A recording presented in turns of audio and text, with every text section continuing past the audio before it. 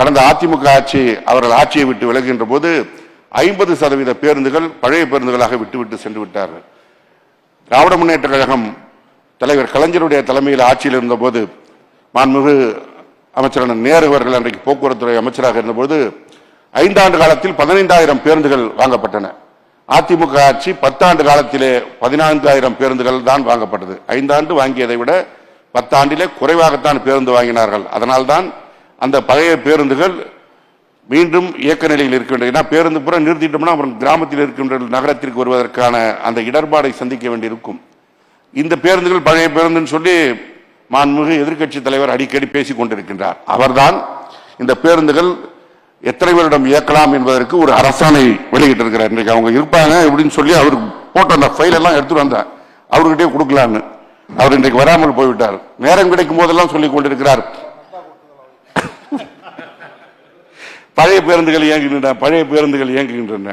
சேலத்திலிருந்து அவர் சென்னைக்கு வரும்போது மெயின் ரோட்ல வரும்போது பாத்தீங்கன்னா மஞ்சள் நிற பேருந்துகள் வந்து கொண்டிருப்பதை பார்க்கலாம். அத்தனையும் மாண்புமிகு திராவிட மாடல் முதல்வர் அவர்கள் ஆட்சிக்கு வந்த பிறகு வாங்கப்பட்ட பேருந்துகள், அவருடைய திருக்கரத்தால் பொற்கரத்தால் துவக்கி வைக்கப்பட்ட பேருந்துகள். இந்த பேருந்துகள் எல்லாம் இயக்கத்திற்கு வந்திருக்கின்ற காரணத்தினால்தான் பல்வேறு இடர்பாடுகள் குறைந்திருக்கிறது.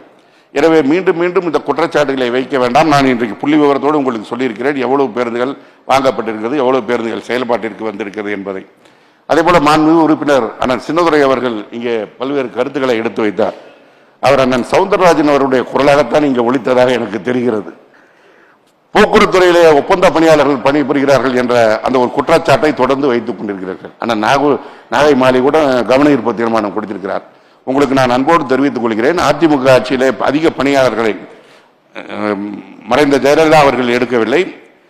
எடப்பாடி அவர்கள் முதலமைச்சராக இருக்கும்போது ஒரு நபரை கூட ஓட்டுநர் நடத்த எடுக்கவில்லை. அதனால் இன்றைக்கு ஓய்வு பெறுகின்ற பொழுது அந்த காலி பணியிடங்கள் ஏற்படுகிறது.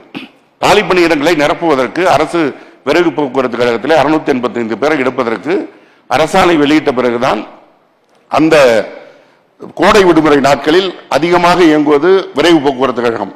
என வெளியூர் நீண்ட பயணங்களை மேற்கொள்வார்கள் மக்கள். அந்த நேரத்தில் பேருந்தை ஓட்டுவதற்கு ஓட்டுநர் நடத்துனர் இல்லாமல் நிலை இருக்கக்கூடாது என்றுதான் ஒப்பந்த புள்ளி போட்டு அதன் மூலமாக அவர்களை வைத்து அந்த பேருந்துகள் இயக்கப்பட்டது. அப்படி இயக்கப்பட்ட காரணத்தினால் எந்த பிரச்சனையும் இல்லாமல் கோடை விடுமுறை சுமூகமாக முடிந்தது. இன்னும் சொல்ல போனால் கடந்த ஆண்டை விட இந்த ஆண்டு கூடுதலாக வருவாய் அரசு விரைவு போக்குவரத்து கழகத்திற்கு கிடைத்தது. இப்பொழுது 685 பேருக்கு வேலைக்கு எடுப்பதற்கு எழுத்து தேர்வு முடிவுற்று, நேர்காணல் முடிவுற்று, ஓட்டுநர் திறன் அறிகின்ற பயிற்சி முடிவுற்று அவர்கள் பணிக்கு வந்து விட்டார்கள். அவர்கள் பணிக்கு வந்த பிறகு ஒப்பந்த முறையில் எடுக்கப்பட்ட அந்த பணியாளர்களெல்லாம் விலக்கிக் கொள்ளப்பட்டார்கள்.